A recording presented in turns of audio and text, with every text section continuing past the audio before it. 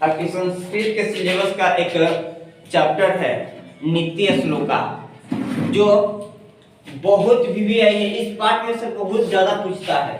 इस पाठ में से कम 5-10 नंबर के अंतर्गत पूछता है, 5 और 10 के बीच में पूछता है। यानी इस टॉपिक से, इस पाठ से ऑब्जेक्टिव सब्जेक्टिव दोनों पूछता है। ठीक है, ये बाबू नीति श्लोका किसके द्वारा लिखा गया है? विदुर से लिखा गया। इसका रचयिता कौन है? बोलो। विदुर है। ये कहां से लिया गया है? महाभारत। इतना समझिए। देखिए, पहला जो पैराग्राफ है इसका अर्थ क्या होता है ये समझिएगा। इसका अर्थ होता है कि जिस मनुष्य का, देखिए क्या लिखा है, कि जिस मनुष्य के कार्य में सर्दी गर्मी डर भय हिंसा अहिंसा का बाधा उत्पन्न नहीं करता है, वे क्या कहलाते हैं? पंडित कहलाते हैं। पंडित मतलब क्या होता है? पंडित मतलब वो कास्ट का जो पंडित होता है वो नहीं, ठीक है, जो पूजा पाठ कराते हैं वो पंडित नहीं। पंडित मतलब क्या होता है? पंडित मतलब जो कास्ट का पंडित होता है, पूजा पाठ कराते हैं वो पंडित, वो बात नहीं है। पंडित मतलब जो है सज्जन लोग, ठीक है। पंडित मतलब क्या?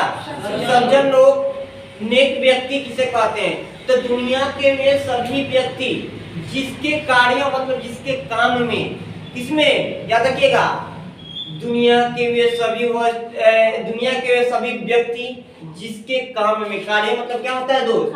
काम। जिसके काम में सर्दी गर्मी डर भय हिंसा अहिंसा उन्नति अवनति का बाधा उत्पन्न नहीं करता है। यानी कोई भी व्यक्ति हो, उसके अगर कोई काम हो उसको, तो उस काम में सर्दी गर्मी यानी कहने का मतलब ठंडा का मौसम, गर्मी का मौसम, ठीक है, आप किसी का डर भय का बाधा मतलब रुकावट उत्पन्न नहीं करता है, उसे क्या कहलाता है? पंडित कहलाता है। एग्जाम के लिए भी एग्जाम में बार-बार पूछता है कि पंडित किसे कहते हैं। क्वेश्चन बैंक घर पे जाइएगा, क्वेश्चन बैंक संस्कृत का में निकाल कर देखिएगा, ये क्वेश्चन बहुत बार दिया गया है कि पंडित किसे कहते हैं, क्या होगा? पंडित किसे कहते हैं? पंडित किसे कहते हैं? तो इसका उत्तर डायरेक्ट होगा कि जिस मनुष्य के कार्य में जिस मनुष्य के कार्य में, अपना लैंग्वेज से भी लिख सकते हो कि जिस मनुष्य के काम में सर्दी गर्मी डर भय हिंसा अहिंसा, ठीक है, उन्नति अवनति का बाधा उत्पन्न, यानी इसका बाधा रुकावट नहीं करता, यानी इसका रुकावट नहीं करता। जो भी मनुष्य हो, क्या जो भी मनुष्य हो, यानी कोई भी व्यक्ति हो, उसके काम में नहीं सर्दी नहीं गर्मी ना किसी के डर ना भय, यानी डर भय के ना है, डर भय अहिंसा के जो रुकावट है ना, यह किसी के काम में नहीं होता है, तो वह व्यक्ति क्या कहलाता है? पंडित कहलाता है। तो एग्जाम में 2 नंबर के लिए आने वाला है, आप लोग को याद रखिएगा। पंडित किसे कहते हैं? तो इसका उत्तर लिखिएगा, जिस मनुष्य के कार्य में सर्दी गर्मी डर भय उन्नति अवनति का बाधा उत्पन्न नहीं करता है, उसे क्या कहते हैं? भाई मत कहिएगा लोग कि जो क्या कराते हैं, हाँ शादी विवाह करवाते हैं, ठीक है, हाँ जो मंत्र पढ़ते हैं वो पंडित से इसमें कोई मतलब नहीं है, ठीक है। अगला ना, चलिए लिखिए नेक्स्ट पैराग्राफ साथ साथ लिखिएगा होगा।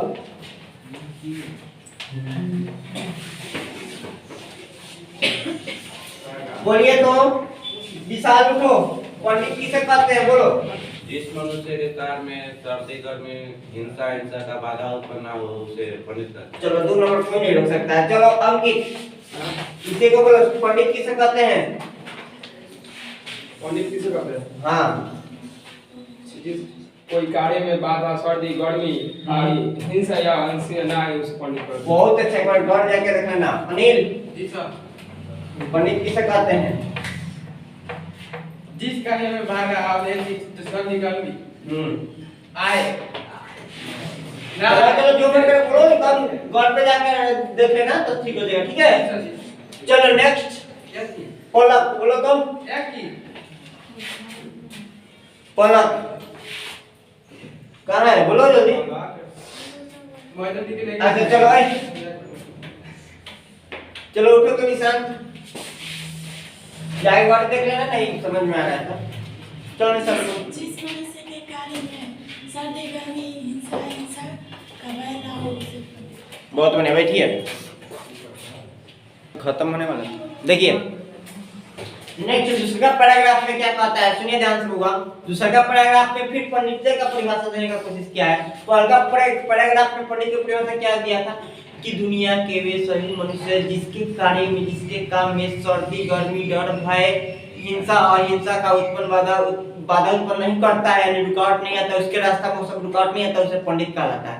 यानी रटने का जरूरत नहीं है, समझ लो। यानी सर्दी, गर्मी, डर, भय ये सब रखने का, एक दो तीन को बोल दे, इत्यादि भी लिख सकता है। यानी कह सकता है कि जिस मनुष्य के कार्य में सर्दी, गर्मी, डर, भय, अपना बात याद नहीं किया गया तो बस उतना तक राजा, सर्दी, गर्मी, डर, भय का बाधा उत्पन्न करता है, ठीक है, उसे पंडित कहलाता है। याद रहेगा ना, याद कर लो क्योंकि आने वाला है 2022 के एग्जाम में पंडित किसे कहते हैं। और इस दूसरा पैराग्राफ में फिर पंडित का एक परिभाषा देने का कोशिश किया है। क्या है, ध्यान से देखिएगा। इसी का अनुवाद अर्थ लिखे हैं, देखिए क्या है, सभी तत्वों को ज्ञान में रखने वाला, सभी तत्वों को ज्ञान में रखने वाला, सभी कार्यों को सही ढंग से करने वाला मनुष्य में उपाय को जानने वाला पंडित कहलाते हैं। कितना अच्छा बात कर रहे हैं, यानी कह रहे हैं कि सभी कार्य माने सभी तत्वों को ज्ञान में रखने वाला, यानी सभी तत्वों कहने का मतलब केवल ये तुम्हारा किताब के पढ़ाई से नहीं होगा, किताब के सिलेबस से नहीं होगा। तुम लोग 10वां के Hindi, Sanskrit, science, math, social science, English पढ़ते उससे नहीं होगा। इसके अलावा जो हमारा संस्कृति और सभ्यता है, इसके ज्ञान में रहने, सभी तत्वों को ज्ञान में रखने वाला, यानी सभी बातों को अच्छा से समझने वाला, किसी भी समस्याओं को अच्छा से क्या निदान करने वाला, ठीक है ना, किसी भी समस्या को अच्छा से निदान करने वाला, किसी भी समस्या को अच्छा से क्या करने वाला होगा, हाँ निदान करने वाला, अच्छा से किसी समस्या को उत्तर देने का कोशिश करना, वो व्यक्ति पंडित कहला सकता है। यानी सभी तत्वों को ज्ञान में रखने वाले, यानी सभी तत्वों का कोई भी सब्जेक्ट हो, ऐसा कर दिख रहा है, कोई भी सब्जेक्ट हो उसमें सभी, कोई भी सब्जेक्ट हो या कोई भी बात हो, सभी बातों का ज्ञान हो उसके पास, जिस मनुष्य के पास, ठीक है। और सभी कार्यों को सही ढंग से, कोई भी कार्य हो यानी कोई भी काम हो उसे सही ढंग से करे। काम में दो है, एक गलत ढंग से करेगा, एक खराब ढंग से करेगा, ठीक है कि नहीं होगा। तो सभी कोई भी काम हो, सभी काम को कौन चीज से करना है, सही ढंग से, गुड वे करना है, ठीक है, सही ढंग से करने वाला, तथा मनुष्य में उपाय को जानने वाला, तथा जो मनुष्य में उपाय जान जाता है कि इतना ये करता है, बदमाशी करता है, ये करता है, उसको क्या किया जाए तो वो नहीं करेगा, यानी मनुष्य में उपाय को जानने वाला व्यक्ति भी पंडित कहलाता है। तो पंडित का दो परिभाषा हो गया, आपको जो मन करे वो लिखो, मन करे तो पहले वाला पैराग्राफ में लिखो, मन करो तो ये वाला पैराग्राफ में, ठीक है, यानी दोनों सही है। पंडित का परिभाषा क्या परिभाषा है, इसमें क्या हुआ कि सभी तत्वों को ज्ञान में रखने वाला, यानी सभी बातों को जानने वाला, ठीक है, सभी काम को सही ढंग से करने वाला, यानी कोई भी काम हो उसको सही ढंग से करने वाला, ठीक है ना हुआ। अब मनुष्य में उपाय को जानने वाला व्यक्ति सज्जन कहलाते हैं, यानी वो क्या कहलाते हैं, पंडित कहलाते हैं। पंडित का एक परिभाषा होगा पैराग्राफ में। दूसरे पैराग्राफ में क्या, पैराग्राफ में क्या लिखा है कि क्या लिखा है, जिस मनुष्य के कार्य में सर्दी, गर्मी, डर, भय, उन्नति, अवनति के बाधा उत्पन्न नहीं करता है उसे पंडित कहलाता है। समझ में आया कि नहीं आया? चलो विकास, इसका परिभाषा दोनों में से कोई भी दोनों में से नहीं बताएंगे, बोलेगा क्या याद नहीं है, अच्छा कल बोलेगा ना, तो दोनों में से कोई भी कौन सी परिभाषा तुम लिख सकता है, ठीक है ना। चलिए बोलो तो ये वाला तुम बोलो उठ के जल्दी, ये वाला परिभाषा बोलो, याद मत करो, बोलो जल्दी। अच्छा अभी नहीं याद हुआ, अरे इसमें याद कर करना, याद देखो क्या है कि सभी तत्वों को ज्ञान में रखने वाला, सभी कामों को सही ढंग से करने वाला, मनुष्य में उपाय को जानने वाला, ढूंढने वाला मनुष्य व्यक्ति क्या कहलाता है, हाँ बोलो कहलाता है। ये 2 नंबर क्या आने वाला है, चलो बोलो, कोई भी कार्य करने वाला, हाँ बैठो, चलो बोलो, तुमको बोल रहे हैं, पीछे मत देखो। सभी तत्वों को ध्यान में रखने वाला, सब कोई भी काम को ढंग से करने वाला, किसी भी मनुष्य में उपाय देखने वालों को पंडित कहते हैं। बहुत अच्छा, गुड। इसके पहले वाला भी याद है ना? जी सर। चलो बैठिए। चलिए नेक्स्ट पैराग्राफ लिखिए।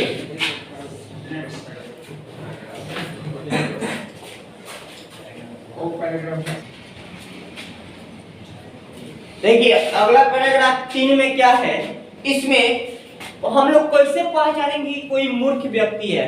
हेलो सुनो इधर, हम लोग कैसे पहचानेंगे कि कोई क्या है, मूर्ख व्यक्ति है। देखिए मूर्ख व्यक्ति का पहचान क्या होता है, ठीक है। क्वेश्चन कर रहा है कि मूर्ख व्यक्ति का पहचान बताएं, क्वेश्चन ऐसा पूछता, ठीक है। अब क्वेश्चन पूछा पंडित किसे कहते हैं, तो दूध को तरह लगा मटेरियल होगा, जाना मैंने कोई के लगा लो, ठीक है। तुम्हारा एकदम नोट फिक्स रख लो, याद रख लो, 2-3 बार पढ़ेगा तो याद हो जाएगा। अब देखिए 3 नंबर पैराग्राफ का अर्थ क्या होगा कि मूर्ख हृदय वाले नीच व्यक्ति में, जो मूर्ख हृदय वाला, जो मूर्ख दिल वाला है, जो कम सोचने वाला जो व्यक्ति होता है, उसमें क्या होता है, क्या पहचान होती है। तो देखिए क्या पहचान होती है कि बिना बुलाए आ जाता है तथा बिना पूछे बहुत बोलता है और अविश्वासी लोगों पर भी विश्वास कर लेता है। ये समझ में है ना? सुनिए मूर्ख व्यक्ति का पहचान क्या है कि बिना बुलाए आ जाता है। जैसे देखो हम समझा रहे हैं, मान लो कि बड़ी तारा घरे क्या होगा, पार्टी है, कोई फंक्शन है, शादी है, समझ लो चाहे किसी का बर्थडे है, अब तुम किसी को नहीं बुलाते हो, है आप सुनत चढ़ गया, ठीक है, ऐसे सुनत चढ़ गया, इसका कहने का मतलब क्या, पीछे पीछे चल गया, यानी कहने का मतलब वो चल गया, अब तुम उसको बुलाए नहीं, तुम उसको बुलाए नहीं और वो पूछे चल गया, अब मैंने अब बिना बोले बहुत चल गया, ठीक है, पार्टी में चल गया, सामने कोई भी दिक्कत, अब बिना बोले बहुत मैंने बिना पूछे बहुत बोलता है, कोई पूछ नहीं रहा है उसको, अरे हम तिस्मार खान है, हम हई है, फलाना है, और अपना तो बहुत शो कर रहा है, ठीक है। आज जिस पे विश्वास नहीं करना चाहिए उस पे विश्वास, हाँ जी, जिस पे विश्वास नहीं करना चाहिए यानी अविश्वासी व्यक्ति पर भी क्या करता है वो, तो ऐसे व्यक्ति है, ऐसे गुण वाले व्यक्ति को ऐसे गुण वाले व्यक्ति को हम लोग मूर्ख कहेंगे। क्या कहेंगे? कहेंगे कि तुम मूर्ख हो, ठीक है, मैंने यानी कहेंगे कि मूर्ख का पहचान दें, तो मूर्ख का पहचान क्या होगा, क्या होगा, देखिए बिना बुलाए, शुरू से देखिए, शुरू से क्या है कि मूर्ख व्यक्ति, मूर्ख हृदय वाले नीच व्यक्ति में क्या होता है, बिना बुलाए आ जाता है ना। अब बिना बोले, कोई उससे कुछ नहीं, उससे बोल नहीं रहा लेकिन बहुत बोल रहा है, ठीक है, बिना बोले अधिक बोलता है, अविश्वासी व्यक्ति पर कोई है अभी कि अभी बोलते इस परिभाषा को, बोलो साधन बोलेगा, काहे नहीं, तुम्हें कुछ नहीं बोलना है, एकदम दिमाग में कि हम कौन कैसा होगा कि पागल, मतलब जो एक्टिविटी, किस एक्टिविटी को बोलेगा, बोल देगा क्या, बोलो तो बोलो एकदम बोले तो बहुत अच्छा, बोलो, अरे ये साहस किया ना जी, इतना लोग के बीच में उठा ना, तुम लोग उठ नहीं किया, नीचे व्यक्ति के बिना बुलाए आ जाते हैं, चाचा बिना पूछे बहुत बोल जाते हैं और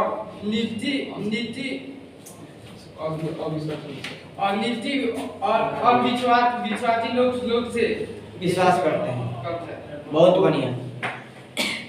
एकमा ना हो गए, एकमा के कोई लड़का बोलेगा, एकमे ना है जी आप लोग, कमता के कोई लड़का बोलेगा, कोई भी लड़का कमता के बोलेगा, बोलो ऐ सुनाई, मूर्ख हृदय वाले नीच व्यक्ति में बिना बुलाए आ जाता है तथा बिना बुलाए बोलता है और आप विश्वासी लोगों पर भी विश्वास कर लेते हैं। बहुत अच्छा, गुड, ताली बजा दो इसके लिए, वाह,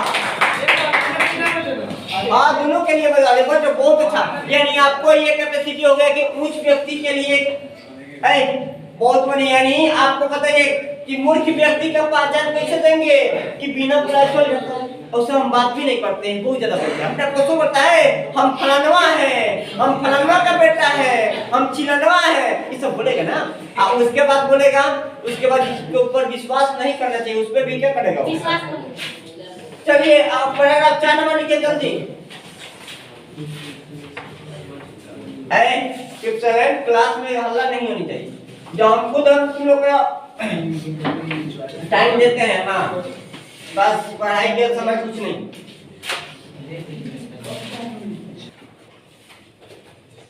देखिए अगला चौथा पैराग्राफ में आपका क्या दिया है, थोड़ा सा समझने वाली बात है।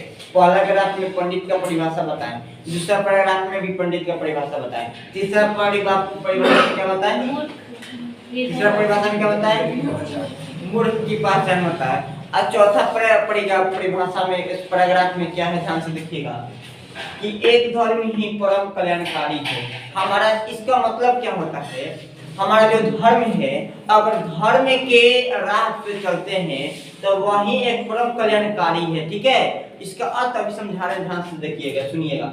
एक क्षमा ही शांति का उत्तम उपाय है, एक विद्या ही परम संतोष देने वाली है, और एक अहिंसा ही उत्तम संतोष प्रदान करने वाली है। इसका मतलब क्या है, मान लो कि एक क्षमा ही परम क्या है, शांति का, एक क्षमा ही परम संतोष क्या लिखा हुआ, हाँ, एक क्षमा ही शांति का उत्तम उपाय है। मान लो कि दो लड़कों के बीच किसी कारणवश क्या हो गया, झगड़ा हो गया, दोनों क्या है, दोनों मतलब उभरे हैं, मतलब एक झगड़ा कर लड़ खोज रहा है तो दूसरा भी वो मतलब शांति को ऊपर नहीं कर रहा है, तो दूसरा भी क्या कर दिया, वो प्रहार कर दिया। ऐसे क्या होता है कि शांति का माहौल नहीं, ऐसे क्या होगा, नहीं होता है, ऐसे क्या होगा, झगड़ा जो होता है जो होगा वो विकसित होगा, यानी झगड़ा जो होगा वो फैलते रहे, यानी और जोर से होगा। अगर उसी दोनों पार्टी में से एक शांत दिमाग का है, मान लो एक फाइट उसको दे दिया, फिर उसको दे दिया, फिर उसको क्षमा कर दिया, रहने तो हो गया, रहने तो ये क्षमा कर दिया, थोड़ा सा बर्दाश्त कर दिया, तो वहां पे वो झगड़ा क्या हो जाएगा, खत्म होगा, वहां पे वो शांति का प्रतीक हो जाएगा, शांति माहौल हो जाएगा, एकदम शांति माहौल रहेगा। कि एक धर्म ही परम कल्याणकारी, जो एक हमारा जो धर्म होता है वही एक परम कल्याणकारी होता है। ठीक है, अपने धर्म के विरुद्ध हम क्या करते हैं, चलते हैं, तो वह हमें कहीं ना कहीं वो हमें परम कल्याणी है। अब उसके बाद देखिएगा, एक क्षमा ही शांति का उत्तम उपाय है, जैसे हम बताया कि अगर किसी के आप क्षमा करोगे, किसी को आप माफ करोगे, तो उसको वही शांति का उत्तम एक सही तरीका है। समझ में आया ना, एक विद्या ही परम संतोष देने वाली, ये बात सही, बिल्कुल सही है। जो एक विद्या है, विद्या वो क्या है, परम संतोष देने वाली। मान लो कि तुम लोग क्या, मान लो कोई भी लड़का है, कोई व्यक्ति, कोई भी लड़का हो, वो क्या पढ़ता लिखता नहीं हो, उसके पास विद्या नहीं है, तो क्या करता होगा, कोई लेबर का काम करता होगा, कोई कंपनी में कोई काम करता होगा, क्या उसको ज्यादा पैसा चाहिए तो क्या होगा, डबल ड्यूटी करेगा, मतलब रात को भी करेगा, दिन को भी करेगा, तो उसके पास थोड़ा ज्यादा पैसा आएगा ना जी। अगर लेकिन उसके पास विद्या, वही लड़का है उसके पास विद्या है, वो पढ़ा लिखा हो, उसको नौकरी लग जाए, तो वो उसका जीवन क्या हो जाएगा, संतोषमय हो जाएगा, आराम से रहेगा, अपना जॉब करेगा, आराम से खाएगा पिएगा, तो उसको एक संतोषजनक जिंदगी मिलेगा। ठीक है, तो यही होगा कि कहीं हम लोग के पास विद्या होगा तो हमें क्या होना चाहिए, परम संतोष वाला जिंदगी जिएंगे, यानी संतोष रह के एकदम नहीं, ये दिमाग 50 जगह नहीं जाएगा कि यह काम करना, फिर ये छूट गया नहीं चलेगा।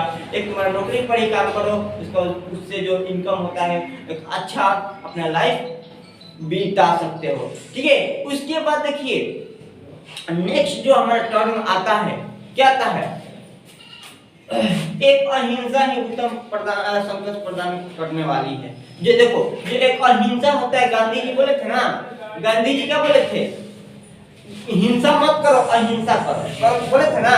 तो हम लोग किसी भी चीज के लिए किसी से भी हिंसा करने की जरूरत नहीं है। ठीक है, हम लोग अहिंसा करेंगे तो हमें संतोष आगे प्रदान मिलेगी। इसलिए हमें इससे हम लोग को यह सीख मिला इस पैराग्राफ से स्पेशल, कि अगर हम पढ़ेंगे अच्छा, मेरे पास बढ़िया विद्या होगा, तो कहीं बाद में हम लोग का जो संतोष होगा, बाद में जो लाइफ होगा वो बेहतरीन होगा ना। तो एकदम मन लगा के आप लोग रिजल्ट दीजिए। ठीक है, देखिए नेक्स्ट पैराग्राफ, बिना बोलो मत। देखिए नीति श्लोक में 5वां नंबर पैराग्राफ क्या कहता है, ये बहुत बीबीआई फॉर एग्जाम है बुआ, बीबीआई फॉर एग्जाम।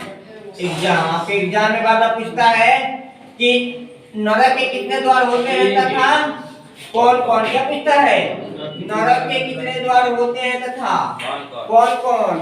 ऑब्जेक्टिव में पूछता है भी नरक के कितने द्वार होते हैं, तो 1 2 3 कितना द्वार होते हैं, तो याद रखिएगा।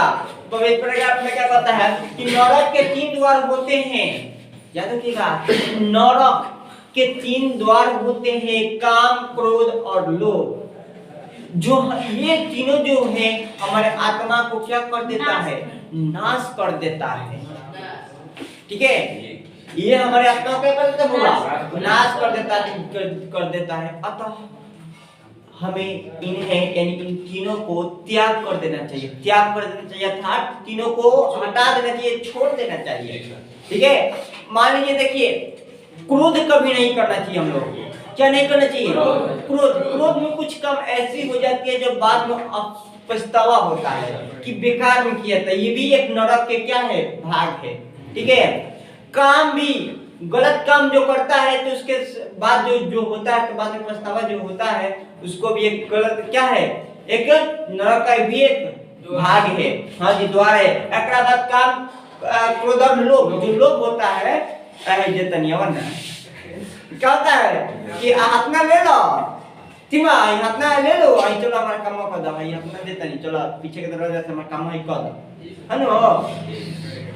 तो वो होता है लोभ, तो लोभ में पड़ जाता है सब, तो बाद में पछतावा होता है, बाद में पछतावा होता है ना जी, चुपन, बाद में क्या होता है, पछतावा होता है। इसलिए भी एक नरक का द्वार है। आते हैं काम, तो काम भी नरक का एक द्वार है। कैसे काम, 2 तरीका से होता है, गुड वे, एक रंग वे। जो गलत काम होता है वो हमें नहीं करनी चाहिए। अगर मान लो किसी को तुम मार के क्या फोड़ दिया, मुंह फोड़ दिया, ठीक है, अब वो जाके केस कर दिया, FIR दर्ज कर दिया, जब केस कर दिया तो थाना में चल गया, तो गलत काम किया था ना, कि उसको मार देता तो अफसोस करेगा, ओहो उस समय टनटनाई था, क्या था दिमाग में, हाँ क्रोध में था, बड़े क्रोध में था तो काम कर दिया, दिमाग उस समय खराब था तो गलत काम कर दिया, तो उस समय सोचेगा दिलवा में कि बेकार में उसको मारे, कि नरक में हम आ गए, तो जेल तुमको क्या लगेगा। तो इसलिए इस पाठ जो है, इस पाठ के रचयिता कौन है, विद्यापति नहीं, विदुर है। विद्यापति तो उसका था, इसका विदुर है। आई कहां से लिया गया है, महाभारत से लिया है। आप याद रखिएगा, पंडित किसे कहते हैं, दुगो में से कोनो परिभाषा याद रखिएगा, एग्जाम तो भाई देख लीजिएगा, ये पक्का आएगा। उसके बाद क्या मूर्ख हिटने वाला, यानी मूर्ख का पहचान याद रखिएगा, ठीक है। उसके बाद ये भी याद रखिएगा, नरक के कितने द्वार होते हैं, तथा कौन कौन, तो नरक के 3 द्वार होते हैं, काम, क्रोध और लोभ, जो हमारे ये आत्मा को नाश कर देते हैं।